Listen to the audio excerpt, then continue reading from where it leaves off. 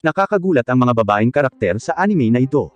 Hindi lang sila miyembro ng Maharlika ngunit mayroon ding napakalakas na superpower tulad ng gravity control, mind control, at iba pa. Ang pinaka-nakakagulat na superpower ay tinatawag na All for One, na nagpapahintulot sa batang babae na mag-clone ang kanyang sarili hanggang 7 beses ang pinakamarami. Kung ikaw ay mapalad na maging kanyang kasintahan, magkakaroon ka ng 8 asawa sa isang pagkakataon at madaling maging isang harem king. Ano ang iba pang mga superpower na mayroon ng mga babaeng ito? E-like ang video na ito, at ibunyag natin ang sagot sa recap ngayong araw. Ito ay isang espesyal na pamilya. Maraming miyembro ang pamilya Sakurada ngunit limitado ang mga kwarto.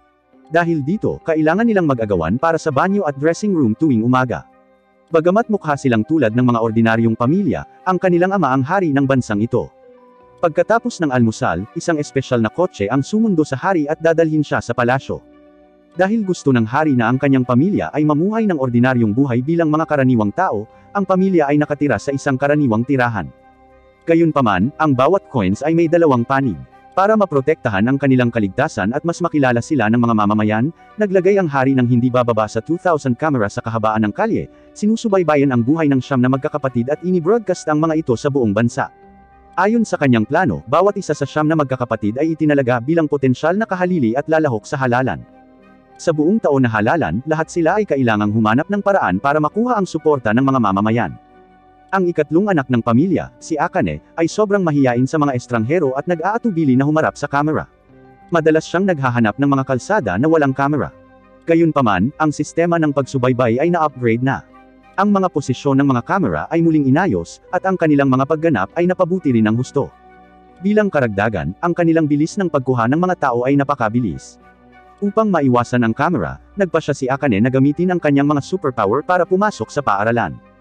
Bilang simbolo ng Maharlika, lahat ng 9 na magkakapatid ay nagtataglay ng mga superpower. Ang kakayahan ni Akane ay Gravity Core, na nagpapahintulot sa kanya na manipulahin ang gravity ng kanyang sarili at sinuman o anumang bagay na kanyang mahawakan. Hinila niya ang kanyang panganay na kapatid na babae, si Aoi, sa ere at dumating sa paaralan bago ang klase. Dahil walang mga kamera sa school, tulad sa bahay nila, unti-unting nakaka-relax si Akane. Pagkatapos ng klase, pumunta si Aoi sa klase ni Akane para sunduin siya. Sikat sa paaralan, tinatanggap siya kahit saan siya magpunta. Habang pauwi, may nakasalubong silang snatcher ng wallet. Pagkatapos ay ginagamit ni Akane ang kanyang mga superpower para mahuli ang snatcher. Sa lalong madaling panahon, ang programang Sakura The Family News ay nag-broadcast ng insidente. Sa pag-anunsyo ng mga resulta ng botohan para sa unang halalan, binanggit ng compere na maaaring tumaas ang mga boto ni Akane mamaya. Ngunit sa ngayon ang taong may pinakamataas na boto ay si Aoi. Sa katapusan ng linggo, ang 9 na magkakapatid ay iniimbitahan sa isang paligsahan sa live na TV upang ipakita ang kanilang mga superpower sa pamamagitan ng isang laro. Ang laro ay tinatawag na Save Harry Dandy. Sa loob ng 1 oras, kailangan nilang tipunin ang pinakamaraming stuffed toy na nakalagay sa bubong at ilagay ang mga ito sa mga basket na may mga pangalan.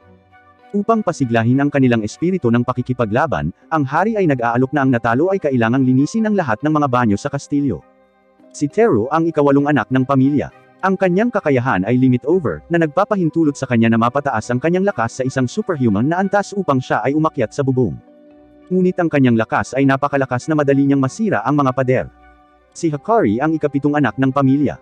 Gamit ang kakayahan na tinatawag na God Hand, maaari niyang palakihin o baligtarin ang paglaki ng isang buhay na nilalang sa loob ng 24 na oras. Gusto niyang makarating sa bubong sa pamamagitan ng pagmamanipula sa mga puno. Gayunpaman, ang puno ay lumaki ng napakabilis, malayo sa taas ng bubong. Ang nagpalala pa rito ay, kapag lumaki na ang puno, ang oras ng pagpapanatili ay 24 na oras, kaya wala siyang magagawa sa puno. Ang ika-3 anak ng pamilya ay si Kanade. Ang kanyang kakayahan ay ang Heaven's Gate, na maaaring lumikha ng mga bagay gamit ang mga materyales sa loob ng isang partikular na lugar. Ngunit kailangan niyang bayaran ang halaga ng pera na kinakailangan upang magamit ang hiniling na bagay. Gumagawa siya ng maraming drone vehicles at minamanipula ang mga ito para mangalap ng mga laruan. Si Misaki ang ika-5 anak ng pamilya. Ang kanyang kakayahan ay tinatawag na All for One, na nagpapahintulot sa kanya na i-clone ang kanyang sarili hanggang 7 beses. Ang 8 ay sumusunod sa iba't ibang ruta at pumunta sa bubong upang kumuha ng mga laruan. Si Shiori ang bunsong anak sa pamilya. Ang kanyang kakayahan ay soulmate, ginagawa siyang malayang makipag-usap sa mga nilalang at maging sa mga bagay na walang buhay. Si Aoi ang panganay na anak ng pamilya. Ang kanyang kakayahan ay tinatawag na invisible work, kaya maaari niyang gawin ang anumang bagay kapag natutunan niya ito. Nalaman ni Shiori ang pinakamalapit na ruta patungo sa bubong mula sa fire hydrant. Ngunit nasa kindergarten pa lang siya at napakahina ng memorya. Sa makatuwid, kailangan niyang makatrabaho si Aoi. Si Shu, ang pangalawang anak at ang panganay na anak na lalaki ng pamilya, ay may kakayahan na tinatawag na transporter, na nagpapahintulot sa kanya na i-teleport ang kanyang sarili at sinumang mahawakan niya sa isang tiyak na lokasyon. Gamit ang kakayahang ito, agad siyang nakarating sa bubong.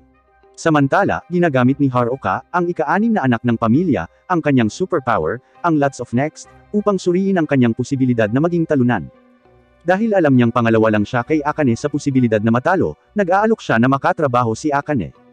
Gayunpaman, hindi handang mapansin, walang pakialam si Akane sa resulta kahit na siya ang talo. Ipinaalala sa kanya ni Haruka na ang bilang ng mga palikuran sa kastilyo ay napakalaki, at lahat ng uri ng tao ay makikilala niya sa panahon ng kanyang paglilinis. Nahikayat ni Haruka, dinala siya ni Akane at lumipad sa bubong. Sa pag-aalala na malantad ang intimate parts ni Akane habang nasa biyahe, tinakbo ni Haruka ang kanyang intimate parts gamit ang kanyang mga kamay. Sa sobrang kahihiyan, hindi ganap na makontrol ni Akane ang bilis ng paglipad at natilapon. Habang lumalanding, halos mabangga niya si Teru. Nasaksihan ang eksena, upang protektahan si Teru, agad siyang dinala ni Shu sa ibang lugar. Sa huli, natalo sina Akane at Hakari sa kompetisyon. Pagkatapos ng laro, inaanunsyo ng Compare ang mga resulta ng botohan para sa ikalawang halalan. Gaya ng hinulaang, ang pwesto ni Akane ay tumaas sa pangalawa dahil sa insidente ng pag-snatch ng wallet. Sa kasamaang palad, si Akane ay hindi nais na mapansin ng lahat. Nang makita ang kanyang pagkabalisa, iminumungkahi ni Aoi na kung si Akane ang magiging hari, maaari niyang alisin ang lahat ng kamera at alisin ang programang Sakura The Family News. Dahil sa hinikayat niya, nagpasya si Akane na magtrabaho ng husto upang manalo sa halalan. Bilang karagdagan kay Akane, ang taong higit na gustong manalo sa halalan ay si Kanade. Siya ang Vice President ng Student Council at mabait sa lahat. Isang araw, nagdaos ng pansamantalang pagpupulong ang Student Council, na hinihiling na dumalo ang lahat ng miyembro at lider ng klase. Si Akane, bilang pinuno ng klase, ay kailangan ding dumalo sa pulong. Sa kanilang pagpunta sa paaralan, biglang hiniling ni Akane kay Kanade na gumawa ng isang espesyal na kotse para sa kanya upang makapasok siya sa paaralan ng hindi sinusubaybayan. Dahil kailangan niyang magbayad para sa paggamit ng hiniling na bagay, naisip ni Kanade na sinusubukan lang siyang i-blackmail ni Akane. Curious si Akane kung magkano ang pera ni Kanade. Nakapagtataka, ang bilang ng perang kinita ni Kanade ay halos katumbas ng pambansang budget. Napakagaling pala ni Kanade sa pag-invest at pag-manage ng pera. Upang mapanatili ang sapat na pera sa kanyang account, nagsusumikap siya araw-araw upang kumita ng pera. Bagamat tumanggi si Kanade na bigyan si Akane ng isang espesyal na kotse, labis niyang pinahahalagahan si Akane. Nang makitang muntik ng mabundle si Akane ng truck ng magligtas ng pusa, gumawa si Kanade ng napakakapal na pader para protektahan siya, nagawa sa high-strength cushioning materials at nagkakahalaga ng 40 million yen. Nakonsensya, nanumpa si Akane na magsisikap na ibalik ang pera kay Kanade. Ngayon, buksan natin ang mga karanasan ng iba pang mga karakter. Ang babaeng ito na nagngangalang Hana ay kaklase ni Shu. Dahil bago sa klase, walang kaibigan si Hana. Noon lang, napansin niya ang isang batang lalaki na parang kaklase niya noong elementarya, kaya nagkusa siyang kausapin ito. Gayunpaman, hindi naaalala ng bata si Hana. Nang nawalan na ng pag-asa si Hana, binabati siya ni Shu.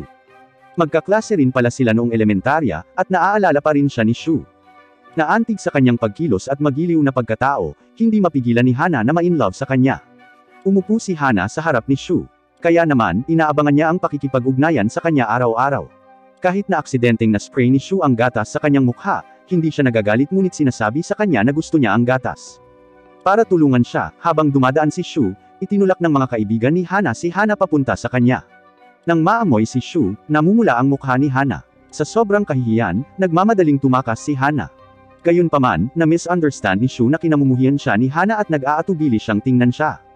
Pagkatapos ng klase, sabay na umuwi sina Shu at Akane. Nagkataon namang nakita sila ni Hana. Dahil sobrang close sila, napagkakamalan niyang magkasintahan. Noon lang, naramdaman ni Shu na may sumusunod sa kanila at hinila si Akane para magtago. Nang sinundan sila ni Hana sa kanto, nahuli siya ng mga ito. Nang matuklasan ni Hana na ang babaeng kasama ni Shu ay kanyang kapatid, napagtanto ni Hana na ang kanyang pag-uugali ay nakakahiya. Nakaramdam ng kainahinala, humingi ng paliwanag si Shu kay Hana. Sinasamantala ni Hana ang pagkakataong ito, naglakas loob na magtapat sa kanya. Bagamat sinabi ni Shu na ayaw niyang magkaroon ng mga romantikong relasyon sa ngayon, hindi sumuko si Hana, na nag-aalok na maghintay hanggang sa katapusan ng halalan. Naantig sa kanya, nangako si Shu na bibigyan siya ng sagot pagkatapos ng halalan. Ito ay nagkakahalaga ng pagbanggit na si Shu ay tila may magandang impresyon kay Hana. Nang iniisip ng ibang mga kaklase na mas maganda si Hana kaysa dati, sinabi ni Shu na siya ay palaging maganda. Ngayon, lumipat tayo kay Hikari. Siya ay isang 10 taong gulang na mag-aaral, na tinitingnan ng hari bilang isang superstar ng bansa, kaya gusto niya ang posisyon. Linggo-linggo, ang pamilya Sakurada ay nagpapabunot ng palabunutan para piliin ang mga gawaing bahay na kanilang gagawin. Si Akane ang taong pinakaayaw sa grocery shopping pero palagi siyang napipili para bumili. Kabaligtaran sa kanya, gusto ni Hikari na ipakita ang sarili sa harap ng kamera. Sa makatuwid, nag-aalok siya na gawin ang gawain kasama si Akane. Sa panahong ito, naaakit siya ng isang kuting na naliligaw at sinusundan ito sa kakahuyan. Gayunpaman, ang kuting ay na-stuck sa isang puno. Sa pag-iisip ng balita na si Akane ay nagligtas ng isang pusa, nagpa siya si Hikari na gayahin siya upang makuha ang mga boto. Ginagamit niya ang kanyang mga superpower para tumanda bilang isang dalaga at binababa ang kuting. Nakakahiya, ang mga damit ay napakaliit para sa kanyang kasalukuyang katawan, dahilan upang hindi siya makaalis sa kakahuyan. Samantala, nang mapansin na nawawala si Hikari, tinatawag ni Akane ang kanyang pangalan sa lahat ng dako. Nang marinig ang boses ni Akane, si Hikari ay nagmamadaling tumugon sa kanya. Dahil 24 na oras bago bumalik ang kanyang katawan, ginawa niyang bata si Akane at nakipagpalitan ng damit sa kanya. Gayunpaman, sa kaibahan sa kanyang inaasahan, hindi tumataas ang mga boto ni Hikari dahil walang mga kamera sa kakahuyan. Makalipas ang isang linggo, muling napili si Akane na mag-grocery. Bagamat napakabata pa ni Teru para lumahok sa draw, gusto niyang pagyamanin ang kanyang karanasan at nag-aalok na kunin ang mga tungkulin ni Akane. Sa pag-iisip na siya ay pabaya, nagpa siya si Shiori na samahan siya dahil sa pag-aalala na siya ay mahihirapang mag-isa. Nakonsensya, nagpa siya si Akane na sundan sila at obserbahan ang sitwasyon. Para makaiwas sa mga surveillance camera, nagpa siya siyang sumama kay Hikari. Hiniling niya kay Hikari na baguhin siya bilang isang bata habang si Hikari ay lumaki bilang isang dalaga. Gaya ng inaasahan ni Shiori, nagkakaroon ng gulo si Teru sa sandaling lumabas siya. Nakalimutan niyang kunin ang shopping bag. Kung hindi lang dinala ni Shiori ang kanyang shopping bag, uuwi na sila. Habang dumadaan sila sa isang villa, patuloy silang tinatahulan ng aso sa bakuran. Ginagamit ni Shiori ang kanyang mga kakayahan upang makipag-usap sa aso, na nagpapaliwanag na wala silang malisyosong layunin. Sa paniniwala sa kanya, ang aso ay tumigil sa pagtahol sa kanila. Pagkatapos ng pamimili, nakasalubong nila ang isang napakabangis na ligaw na aso. Gutom na gutom ang aso kaya naakit ito sa binili nilang pagkain. Nang marinig na tumanggi si Shiori na magpadala ng pagkain, nagalit ang aso at gustong atakihin sila. Bagamat nangako si Teru sa kanilang ina na huwag gamitin ang kanyang malakas na lakas sa kalooban, upang protektahan si Shiori, ginagamit niya ang kanyang mga kakayahan upang turuan ang aso ng isang mahirap na aralin. Nang makita ito, sina Akane at Hikari, na sumusunod sa kanila, ay napakagaan ng pakiramdam. Isang araw, nakita ni Hikari ang pagganap ng isang sikat na babaeng idol, si Sachiko, sa bahay ng isang kaibigan. Si Sachiko ay talagang kaakit-akit at nakakuha ng mahusay na katanyagan sa sandaling siya ay nagdebo. Sa paniniwalang ang pagiging isang idol ay isang magandang paraan upang makakuha ng kasikatan, nagpa siya siyang lumaki bilang isang batang babae sa junior high school at lihim na lumahok sa audition. Dahil ang edad at figure ni Misaki ay tumutugma sa kanyang inaasahan, pumasok si Hikari sa kanyang silid upang maghanap ng angkop na damit. Gayunpaman, nasaksihan ni Haruka ang eksena. Nalaman ang ideya ni Hikari na maging isang idol, nagpa siya si Haruka na tulungan siya. Sa kanilang magkasanib na pagsisikap, pumasa si Hikari sa unang round ng mga audition. Sa kanyang pagkabigo, ang ikalawang round ng audition ay nangangailangan ng mga kalahok na patunayan ang kanilang mga pagkakakilanlan. Nang wala ang card ng mag-aaral sa junior high school, nawalan ng kwalifikasyon si Hikari. Sa sobrang lungkot, sinabi ni Hikari kay Haruka ang resulta at balak niyang umalis. Nang pumunta si Haruka sa banyo, nakita ng isang ahente na nagngangalang Matsuoka si Hikari sa karamihan. Sa pag-iisip na si Hikari ay kwalipikadong maging isang idol, iniimbitahan niya ito sa kumpanya para sa isang panayam. Pumayag si Hikari at sumayaw sa training room. Sa kabutihang palad, kinikilala siya ng mga tagapamahala ng kumpanya. Ang mas nakakagulat, si Sachiko ay mula rin sa kumpanyang ito. Tuwang-tuwa si Hikari kaya agad niyang napagpasyahan na pumirma ng kontrata sa kumpanya. Ngunit siya ay bata pa at dapat kumuha ng pahintulot ng kanyang pamilya bago pumirma sa kontrata.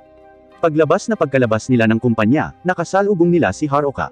Kinikilala si Haruka bilang miyembro ng maharlikang pamilya, na bigla si Matsuoka. Pagkatapos, pumunta sila sa bahay ni Hikari at ipinaliwanag ang sitwasyon sa hari. Sa paniniwalang ipinanganak si Hikari bilang isang idol, hiniling ni Matsuoka sa hari na tuparin ang kanyang hiling. Matapos makuha ang pahintulot ng hari, itinago ni Hikari ang kanyang tunay na pagkakakilanlan at nagdebo gamit ang alias Light at pinalaki ang kanyang sarili bilang isang mag-aaral sa junior high school. Ngunit nakaligtaan niya ang isang napakahalagang bagay, kung patuloy niyang itinatago ang kanyang pagkakakilanlan, kahit na nakakuha siya ng sobrang kasikatan, hindi tataas ang votes niya. Sa susunod na eksena, isang nakamamanghang bagay ang mangyayari. Dumating si Akane sa school na tila walang suot na palda. Ngunit ang kanyang kamiseta ay sapat na ang haba kaya't hindi masabi ng kanyang mga kaklase kung siya ay nakapalda. Kahit na mayroon silang mga pagdududa, hindi sila naniniwala na ang isang hindi kapani-paniwalang bagay ay maaaring mangyari, kaya hindi ito binanggit kay Akane.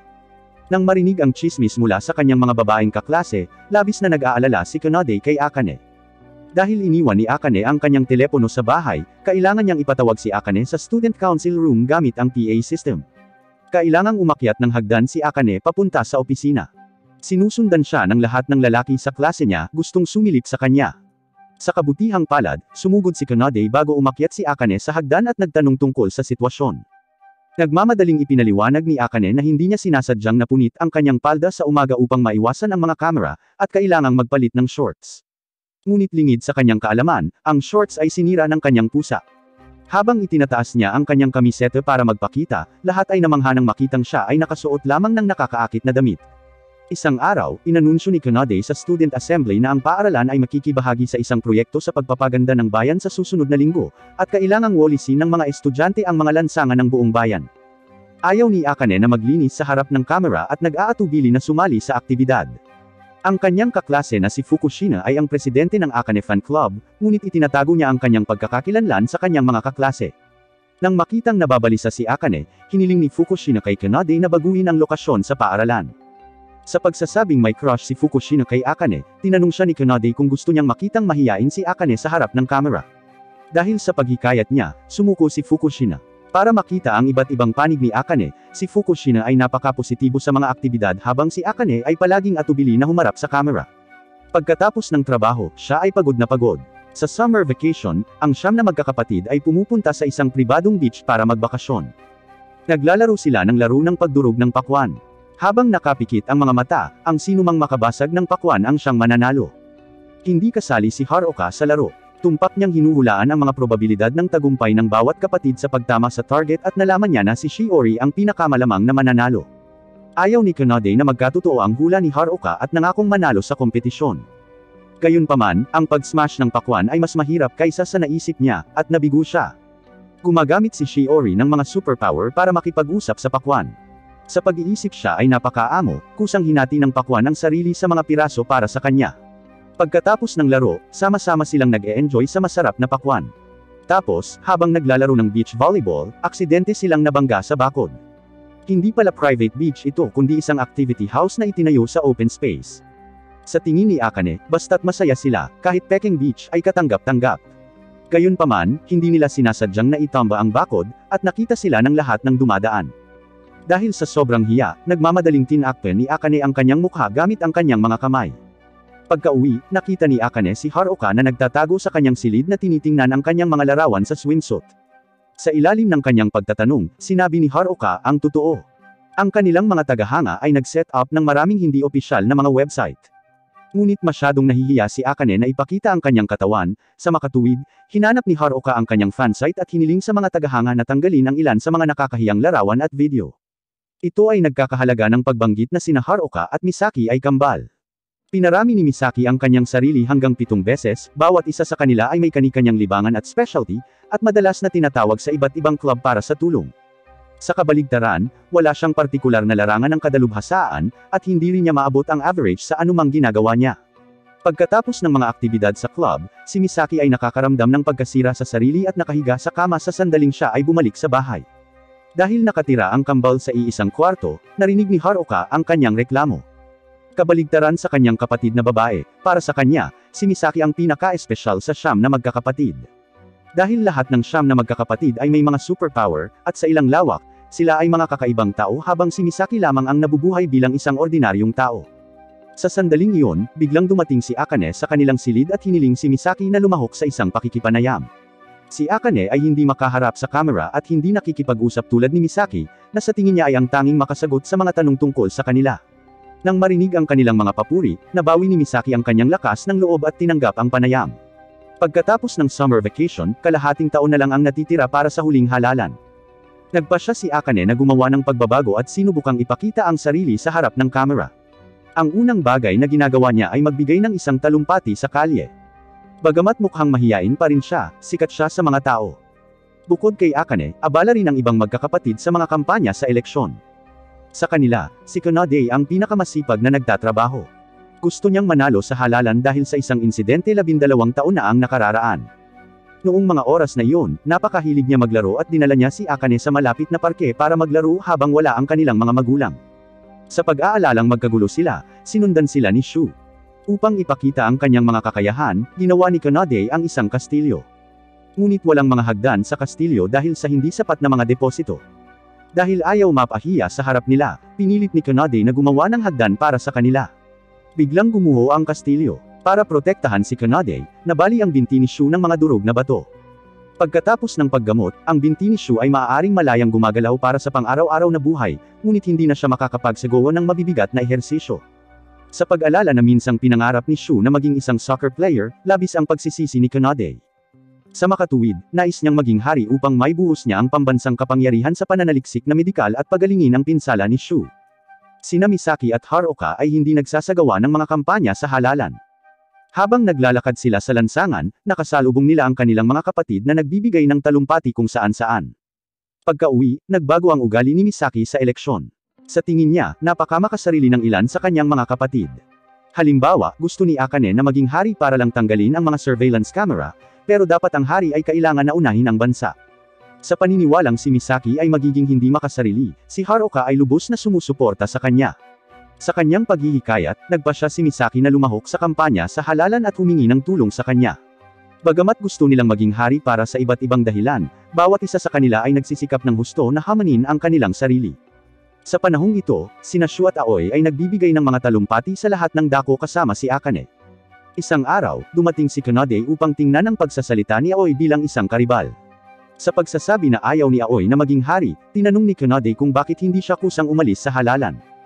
Bukod pa rito, palagi siyang nakikiusyoso sa tunay na kakayahan ni Aoi. Bagamat ipinahayag ni Aoi na ang kanyang kakayahan ay invisible work at hindi niya malilimutan ang lahat kapag natutunan niya ito ng isang beses, nananatiling naghihinala si Kanade. Naniniwala siya na si Aoi ay sapat lamang na matalino upang matuto ng mga bagay-bagay ng mabilis at itinatago ang kanyang tunay na superpower bilang isang trump card. Sa pag-iisip na si Kanade ay masyadong malupit sa kanya, tumanggi si Aoi na sagutin ang kanyang mga tanong. Sa katunayan, ang tunay na superpower ni Aoi ay absolute order, na nagpapahintulot sa sinuman na sumunod sa kanyang utos. Hindi sinasadyang ginamit ni Aoi ang kakayahang ito sa kanyang matalik na kaibigan. Nang makita nilang sinunod nila ang kanyang utos ng walang anumang pag-aalinlangan, palagi siyang hindi mapalagay, natatakot na pinili nilang maging kaibigan siya dahil sa kanyang utos. Pagkatapos niyang pumasok sa high school, sinamahan siya ng hari sa isang pagsusuri at natukoy na ang kanyang kakayahan ay absolute order. Sa pananaw ni Aoi, ang taong may ganitong kakayahan ay hindi karapat-dapat na maging hari. Isang araw, natitisid si Akane kay Aoi na masama ang pakiramdam. Nang malaman niyang nag-aalala siya na pinili siya ng kanyang mga kaibigan na makipagkaibigan sa kanya dahil sa kanyang mga kakayahan, kino-comfort siya ni Akane na kailangan ng pag-iingat ang pagkakaibigan, ang paraan ng pagkikita nila ay hindi makapagpapasya sa kanilang mga relasyon. Sa pangungumbinsi ni Akane, mas nakaka-relax ang pakiramdam niya. Sa sumunod na episode, masyadong abala ang hari at Reina para umuwi ng gabi. Lumabas din ang iba pang magkakapatid, naiwan sina Kanade, Akane, at Shiori sa bahay. Sa kasamaang palad, si Akane ay may sakit at si Shiori ay napakabata para alagaan ang kanyang sarili. Para sa kaligtasan, nag-set up ang hari ng isang pangkat ng mga opisyal ng SAT upang bantayan sila. Sa paniniwalang hindi nagtitiwala sa kanya ang hari, labis na nalungkot si Kanade at nangakong aalagaan sila ng mabuti. Ipinagkaloob ng hari ang kanyang kahilingan, ngunit nag-aalala siya na gagamit si Kanade ng mga superpower sa kalooban, na hinihiling na hindi siya makakalikha ng hindi kilalang mga sangkap. Nakaramdam pa rin ng pag-aalala, hiniling ng hari sa mga bantay na lihim silang protektahan. Dahil walang ideya sa arrangement ng kanilang ama, pinapakain ni Kanade si Akane ng gamot at naghahanda ng light na pagkain habang hinahalikan ni Shiori ang pisngi ni Akane para hikayatin siya. Hindi gaanong nahihirapan si Kanade hanggang sa mapansin niyang may pumasok sa bahay. Nang lumabas siya upang tingnan ang sitwasyon, nalaman niyang si Shu ay pansamantalang umuwi para kumuha ng isang bagay. Dahil sa malakas na boses nila, naalarma ang mga gwardya sa labas. Sa pag-aakalang walang tiwala sa kanya ang hari, galit na galit si Kanade.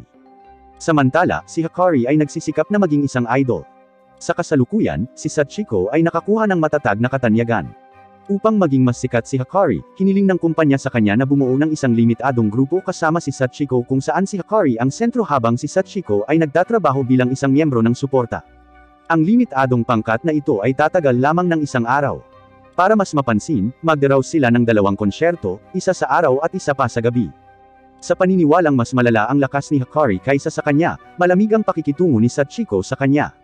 Ipinaliwanag ng manager na, hindi tulad ni Hikari, na highly qualified, si Sachiko ay walang mga outstanding talents, kaya nagsikap siyang maging idol. Dahil alam na pinahahalagahan ni Sachiko ang kanyang propesyon bilang isang idol, umaasa ang manager na hindi rin magpapatalo si Hikari sa kanya. Nang marinig ito, labis na hinangaan ni Hikari si Sachiko. Nakakalungkot, hindi na siya kinakausap ni Sachiko mula noon. Pakiramdam na nawawala, kailangang doblehin ni Hikari ang kanyang mga pagsisikap sa pagsasanay. Bago ang konsyerto, sinabihan ni Sachiko si Hikari na kumanta para sa kanyang mga tagahanga, hindi kay Sachiko. Sumasang-ayon silang gawin ang kanilang makakaya upang lumikha ng pinakamahusay na performance. Nakumpleto nila ang daytime concert. Gayunpaman, sa gabi, aksidenteng nahulog si Sachiko sa entablado. Hinihimok siya ng doktor na magpahinga at ihinto ang paggawa ng mabigat na ehersisyo. Kailangang itanghal ni Hikari ang natitirang bahagi ng konsyerto ng mag-isa. Para i-comfort si Sachiko, kusa siyang bumagsak pagkatapos umakyat sa entablado. Pagkatapos ay gumawa siya ng isang napakagandang pagganap. Sa pagsaksi nito, napagtanto ni Sachiko ang kanyang pagkakamali at humingi ng tawad kay Hikari. Masaya na maging mabuting kaibigan kay Sachiko, tinanggap ni Hikari ang kanyang paghingi ng tawad at pinatawad siya. Patuloy ang buhay ng 9 na magkakapatid. Isang araw, biglang nawala si Shu sa harap ni Hana pauwi. Lumalabas na ang mga taong may mga superpower ay nakakaranas ng breakout, isang panahon kung saan ang kanilang mga kapangyarihan ay lampas sa kanilang kontrol. Maaari pa nga silang ihiwalay kung magiging seryoso ang sitwasyon. Nag-aalala tungkol kay Shu, nag-aalok si Hana na makipagkita kay Akane. Nagkita sila sa isang outdoor coffee shop. Bagamat natatakot sa mga kamera, naaalala ang kampanya sa halalan, pinilit ni Akane ang sarili na manatiling kalmado. Sa pag-uusap, nalaman ni Hana ang tungkol sa breakout at sinabi rin niya kay Akane ang kwento sa pagitan nila ni Shu. Sa oras na ito, si Akane, na hindi makontrol ang kanyang mga superpower, ay hindi sinasadyang nadurog ang mga pinggan at nahulog sa lupa. Nang mapansing masisira ang mga damit ni Akane, agad na itinakip ni Hana ang kanyang coat kay Akane. Upang ilihis ang atensyon ng mga tao mula kay Akane, malakas na ipinagtapat ni Hana ang kanyang pagmamahal kay Shu, na labis na nakaantig kay Akane. Handa rin siyang makita sina Hana at Shu na maging mag-couple at hinihikayat niya si Hana na maging mas kumpiyansa. Nang makita ang pag-amin ni Hana sa TV, hindi maiwasan ni Shu na mag-alala tungkol sa kanyang hinaharap. Dahil para sa mga karaniwang tao, hindi magandang bagay na makipag-ugnayan sa royal family. Noong bata pa ang hari, nagkaroon siya ng mga problema tulad ni Shu. Noong panahong iyon, sa kabila ng pagsalungat ng kanyang pamilya, napunta siya sa isang ordinaryong high school. Takot sa kanyang pagkakakilanlan, at nakikitang palaging sinusundan siya ng isang kasambahay, hindi naglakas loob ang kanyang mga kaklase na makipag-ugnayan sa kanya. Isang araw, tuluyang pinaalis ng hari ang kasambahay at pumunta sa bubong. Doon, nakatagpo niya ang isang natutulog na babae, si Satsuki, na siya pala ang magiging asawa niya. Dahil inistorbo ng hari ang kanyang pahinga, hiniling siya ni Satsuki na samahan siya sa pamimili. Pagkatapos noon, dinala niya ang hari sa bahay at pinakain siya ng hapunan. Maraming kapatid si Satsuki at mayroon silang napakagandang relasyon, na inilantad ang hari sa init ng pamilya. Noong una, inakala ng hari na hindi siya nakilala ni Satsuki. Gayunpaman, bago umalis, tinawag niya ang kanyang pangalan ng tumpak. Mula noon, may gusto na sa kanya ang hari. Nang marinig ang kanilang kwento, tinanong ni Shu ang hari kung naisipan niyang isuko si Satsuki. Pagkatapos ng lahat, ang pagpapakasal sa isang hari ay nangangahulugan na si Satsuki ay kailangang dumalo sa mga pampublikong kaganapan at maging limelight kahit na ano ang kanyang gawin. Sinabi sa kanya ng hari na nagpasya silang magpakasal dahil kay Satsuki. Si Satsuki ang nag-alok na isapubliko ang kanilang relasyon. Tinuruan din niya itong magpakita ng mas maraming ngiti at maging mas madaling lapitan. Sa tulong niya, ang hari ay nagiging mas palakaibigan sa mga tao kaysa dati. Nakikita ito bilang isang inspirasyon, nag-aalok si Shu na makita si Hana. Hinawakan niya ang kamay niya at gustong umamin sa kanya. Sa kasamaang palad, dahil nasa breakout period pa rin siya, hindi niya sinasadyang dinala siya sa hindi kilalang polar region. Sa maling pag-iisip na gusto siyang tanggihan ni Shu, umiiyak si Hana dahil sa pagkabigo. Nang makita ito, mabilis na nilinaw ni Shu na ibinabalik niya ang kanyang nararamdaman. Tinanong niya si Hana kung handa pa rin ba itong sumunod sa kanya kahit na maging hari na siya. Dahil nagkaroon ng damdamin para kay Shu, agad na pumayag si Hana. Nang maghalikan na sila, hinimite si Hana sa lamig. Isang araw, muling sinamahan ni Aoi si Akane sa isang street speech. Gayunpaman, nauutol si Akane habang nagsasalita at hindi nang ahas na makipag-eye contact sa mga tao. Bagamat nakagawa na siya ng ilang talumpati, hindi kailanman bumuti ang kanyang mga boto. Labis na nag-aalala si Aoi sa sitwasyon ni Akane. Miyembro man siya ng royal family o hindi, ang pagiging mahiyain niya ay magdudulot ng abala sa kanyang buhay. Pagka-uwi, nakita ni Aoi ang isang karton ng mga nakamaskara na bayani sa TV. Dahil sa inspirasyon nito, nagpasya siyang lumikha ng nakamaskara na superhero bilang alter ego para kay Akane. Hanggat hindi nakikilala ng mga tao si Akane, matutulungan niya ang iba na makapag-relax. Kapag nagsimula ang huling halalan, maaari nilang ipahayag ang kanyang tunay na pagkakakilanlan at sa gayon ay madagdagan ang kanyang mga boto. Hiniling ni Aoi kay Kanade na gumawa ng maskara, ngunit kumuha si Kanade ng isang pares ng salamin mula sa silid, na mga normal na salamin lamang at walang anumang epekto. Gayunpaman, hanggat nakumbinsi nila si Akane na ang pagsusuot ng salamin ay maaaring itago ang kanyang tunay na pagkatao, maaabot nila ang layunin. Para linlangin si Akane, hiniling nila sa iba pang mga kapatid na huwag sabihin kay Akane ang totoo. Sa maling pag-iisip na may tatago ng salamin ang kanyang tunay na pagkakakilanlan, sinimulan ni Akane na tulungan ang mga tao gamit ang kanyang mga superpower pagkatapos na maisuot ang kanyang salamin. Dahil siya raw ay si Scarlet Bloom, napaka-cooperative ng mga tao sa kanya. Pagkatapos ng panahong ito ng pagsusumikap, nalampasan ni Akane si Kanade sa pinakabagong poll at naging pangalawang pwesto muli. Bilang karagdagan dito, si Shu ay nagbibigay ng mga talumpati na sinamahan ni Hana. Nang makita ang kanilang mga pagsisikap, patuloy na nagdududa si Misaki sa kanyang mga kakayahan bilang hari. Nang mapansin ang kanyang nawawalang mood, hinikayat siya ni Haruka na siya ang pinakaangkop na tao upang maging hari. Siya ay napaka-sociable at maaaring mag-isip mula sa parehong pananaw bilang mga tao. Handa siyang tumayo sa tabi niya, na kumikilos bilang kanyang tagapayo. Hindi gustong bigon si Haruka, nagpasya si Misaki na magbigay ng sariling gawa na talumpati sa publiko ng mag-isa. Sa susunod na eksena, narinig ni Sachiko ang pakikipag-usap ni Hikari sa manager. Pagkatapos ng panahong ito na magkasama, si Sachiko ay nakabuo ng mas maganda at mas mahusay na mga impression kay Hikari. Nang marinig na magre-retiro na si Hikari, labis na nalungkot si Sachiko. Kahit i-announce na ng manager na magpe-perform na sila sa pangalawang pagkakataon, masama pa rin ang loob ni Sachiko. Pagkalipas ng ilang araw, biglang sinabi ni Hikari sa kanyang manager na ayaw niyang ibunyag ang kanyang royal identity. Bagamat noong una ay gusto niyang maging idol para tumaas ang kanyang kasikatan, unti-unti siyang humanga sa trabaho. Ang kaganapan sa ngayon ay pagmamay-ari ni Light at ng kanyang mga tagahanga, at ayaw niyang gamitin ang pagkakakilanlan ni Light para dumami ang mga boto. Upang pasalamatan ang kanyang mga tagahanga, handa siyang magpatuloy na maging si Light. Narinig ni Sachiko ang kanilang pag-uusap sa sulok, pakiramdam niya ay kinakaladkad siya sa isang whirlpool ng emosyon. Bago ang pagtatanghal, si Hikari ay nag-ipon ng lakas ng loob na ihayag ang kanyang tunay na pagkatao kay Sachiko. Ipinaliwanag niya na itinatago niya ang kanyang pagkatao dahil ayaw niyang hindi maintindihan ni Sachiko ang kanyang sinseridad sa pagkuha ng idol bilang trabaho. Nang napagtanto kung gaano siya kaseryoso sa kanyang trabaho, pinatawad ni Sachiko ang panloloko ni Hikari at nangakong naiisipin lang siya bilang si Light. Dumating din si Akane para makita ang kanilang performance at masaya siyang makitang nakamit ni Hikari ang kanyang pangarap. Samantala, nakita ni Kanade sina Shu at Hana sa kalye. Sa walang dahilan, nagtatago siya upang maiwasang matagpuan. Pagkaalis nila, nakita ni Kanade ang isang batang lalaki na may hawak na soccer ball. Ang katulad na eksenang ito ay nagpapaalala sa kanya ng pangarap ni Shu noong bata pa na maging isang soccer player. Gayunpaman, naapektuhan ng pagbagsak, hindi kailanman maaaring maging manlalaro ng soccer si Shu sa hinaharap. Ang pinaka-nakagilty kay Kanade ay ang pagbagsak ng kastilyo dahil gumawa siya ng isang bagay na lumampas sa kanyang mga kakayahan. Noon lang, biglang dumating si Shu kay Kanade. Dahil sa sama ng panahon, ginagamit niya ang kanyang kakayahan para iuwi si Hana. Matapos makita si Kanade na namimili, lumapit siya para tulungan siya. Sa kanilang pag-uusap, binanggit ni Shu ang pagbagsak. Bilang kambal, kilalang-kilala niya si Kanade. Sa pag-iisip na gusto ni Kanade na maging hari para gumaling ang kanyang binti, pinaalalahanan niya itong huwag isakripisyo ang kanyang buhay para sa aksidenteng ito. Hindi man siya makatakbo, magagamit niya ang kanyang mga superpower para mabilis na makarating sa gusto niyang puntahan. Ipinapangatuwiran ni Kanade na palagi siyang nagkasala sa kanya. Kung hindi niya mapagaling ang binti nito, hindi niya ito makakasama ng pantay sa buong buhay niya. Wala ni isa sa kanila ang makapagkumbinsi sa isa't isa. Nakaramdam ng galit, tumanggi si Kanade na makipag-usap kay Shu. Sa pagdaan niya sa isang ni-renovate na gusali, isang set ng mga construction pipe ang biglang nahulog mula sa bubong. Nagmamadaling ginagamit ni Shu ang kanyang mga superpower at iniligtas siya. Sa takot na muli siyang masaktan, inakusahan siya ni Kunade na hindi niya pinahahalagahan ang kanyang katawan.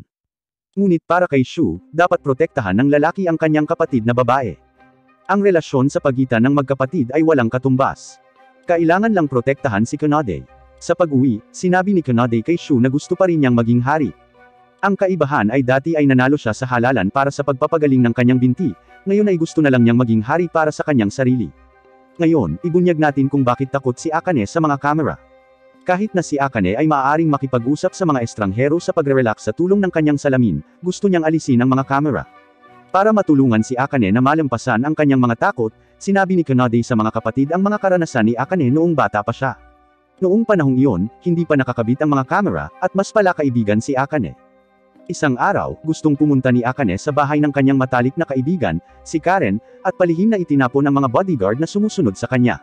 Sa kasamaang palad, dalawang magnanakaw ang pumasok sa bahay ni Karen. Ginamit ni Akane ang kanyang superpower para protektahan si Karen. Gayunpaman, hindi niya ganap na makontrol ang kanyang mga kakayahan, at ang bahay ni Karen ay nasira. Pagdating ng mga pulis, nakilala ng maraming dumaraan si Akane. Nang marinig ang maraming tao na inaakusahan siyang sinira ang bahay, desperado si Akane.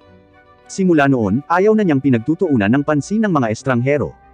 Pagkarinig nito, nag-aalala ang lahat kay Akane. Sa sandaling iyon, nakatanggap si Aoi ng tawag mula sa reyna. Hindi sinasadyang napilipit ng hari ang kanyang baywang para bigyan ng yakap ang reyna. Dahil ang hari ay nag-iwan ng maraming bagay sa politika upang asikasuhin, ang siyam na magkakapatid ay kailangang tapusin ang trabaho sa kanyang lugar. Sina Shu at Akane ang namamahala sa mga aktibidad sa pakikiramay sa sakuna. Si Teru ay napakaresponsable at nagpasya na lumahok sa aktibidad kasama nila. Sa daan, nakita nila na ang daan patungo sa nayon ay naharang ng mga durog na bato. Ang superpower ni Teru ay maaaring tumaas ang kanyang lakas at nag-aalok siya na manatili upang linisin ang mga durog na bato.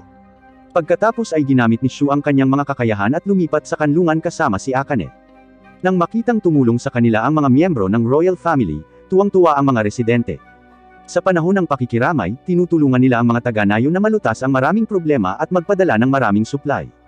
Abala sa pagtulong sa mga tao, hindi napansin ni Akane na nawawala ang kanyang salamin hanggang sa kinuha ng isang batang babae ang kanyang salamin at ibinalik ang mga ito. Bukod pa rito, mahigpit na hinawakan ng batang babae ang kanyang mga kamay at pinasalamatan siya sa pagtulong sa nayon. Ang eksena ay nagpapaalala kay Akane ng insidente ng pagnanakaw na naranasan niya kasama si Karen. Sa pagkakataong iyon ay mahigpit niyang hawak ang kamay ni Karen. Pagkatapos ng insidente, laking pasasalamat din ni Karen na si Akane ang sumama sa kanya noon at nag-comfort sa kanya na walang pakialam sa komento ng iba. Napagtanto na wala siyang ginawang mali, itinapon ni Akane ang kanyang salamin at nagpas siyang matapang na humarap sa kamera. Habang papalapit ang huling halalan, mas nagsumikap ang siyam na magkakapatid kaysa dati. Sa panahong ito, nakatanggap sila ng suporta ng maraming tao. Ayon sa mga resulta ng poll, sina Aoi, Akane, Kunade, at Shu ang pinakamalamang na manalo. Dahil alam niyang nangunguna ang kanyang mga kapatid, labis na naaawa si Misaki sa mga sumusuporta sa kanya. Kinomfort siya ni Haruka na kahit hindi siya maaaring maging hari, nakita ng mga tao ang kanyang pagsisikap.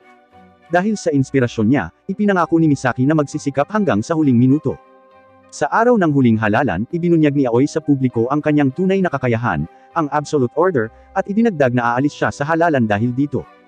Kung siya ang magiging hari, mag-uutos siya sa maraming tao. Ngunit kung minsan ay maaaring magkamali siya, at ayaw niyang pilitin ang sinuman gamit ang kanyang mga kakayahan. Nang marinig ito, lahat ay naantig sa kanyang katapatan. Noon lang, biglang sumugod ang isang blimp na nagpo-promote ng eleksyon patungo sa kastilyo. Agad na kumilos si Shu sa loob ng blimp at iniligtas ang driver na biglang nagkasakit. Upang makontrol ang blimp, sumakay siya sa driver's seat at hiniling kay Shiori na makipag-usap sa blimp. Nang malaman na ang blimp ay maaari lamang tumakbo sa loob ng 5 minuto, hiniling niya kay Haruka na maghanap ng isang lugar kung saan siya makakarating ng ligtas sa loob ng 5 minuto. Bilang karagdagan, ipinalabas niya sa telebisyon ng isang taos pusong talumpati na nangangako na paprotektahan niya at ng kanyang mga kapatid ang lahat ng mamamayan. Na-in-love siya sa isang tao, at gusto niyang mabuhay itong masaya magpakailanman. Kaya naman, paprotektahan niyang mabuti ang lahat at itatayo niya ang isang bansa kung saan laging nakangiti ang mga tao. Sa sama-samang pagsisikap ng siyam na magkakapatid, ligtas na nakarating ang blimp sa isang ilog kung saan walang tao. Lumilikha si Kunade ng isang protection na barrier sa tabi ng ilog ng maaga. Ginagamit ni Teru ang kanyang lakas upang kontrolin ang blimp habang lumalanding. Sa kanilang perpektong pagtutulungan, walang nasaktan sa aksidenteng ito. Sa huli, nakuha ni Shu ang suporta ng mga mamamayan sa kanyang namumukod tanging pagganap at naging susunod na hari. Ang ibang magkakapatid ay nagsisikap din para sa kanilang mga pangarap. Pumasok si Aoi sa universidad at iniwan ang kanyang pamilya. Opisyal na ipinakilala ni Shu si Hana sa kanyang mga magulang. Nag-aaral ng mabuti si Kunade para makapasok sa medikal na paaralan. Si Misaki ang nagsisilbing presidente ng Student Council, at tinutulungan siya ni Haruka bilang sekretarya. Inihayag ni Hikari ang kanyang pagkakakilanlan sa kanyang mga tagahanga pagkatapos ng halalan at patuloy na gumaganap sa entablado bilang isang idol. Nagpasya sina Teru at Shiori na tulungan si Shu at mag-aral sa kastilyo. Hindi na natatakot si Akane na mapansin. Dito na nagtatapos ang anime na ito. Mahuhulaan na si Shu talaga ang mananalo sa halalan. Palagi niyang inaalagaan ang paglaki ng kanyang mga nakababatang kapatid. Iniligtas niya si Kunade ng 2 beses sa panganib ng kanyang buhay at palaging pinipigilan ang kanyang mga nakababatang kapatid sa sobrang paggamit ng kanilang mga kakayahan. Ang lahat ng mga bagay na ito ay nagpapakita ng kanyang pakiramdam ng responsibilidad bilang panganay na kapatid na lalaki. Higit sa lahat, mas inaalala niya ang mood ng kanyang kasintahan kaysa sa posisyon ng isang hari. Naniniwala akong malumanay na tretuhin ni Shu ang kanyang mga mamamayan pagkatapos niyang opisyal na maging hari. Well, iyon lang para sa video na ito.